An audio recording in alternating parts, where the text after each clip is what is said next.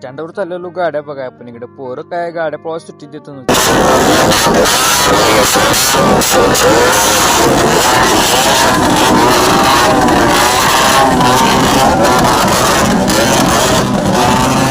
तिथनं जसं स्टँडवर आले तसं बघितलं तर काय पोर इकडे गाड्या पळवा ऐकणार आता इथं कुंभोजात कोण वाजलं आणि कोण घालतं कमेंट मध्ये नक्की सांगा.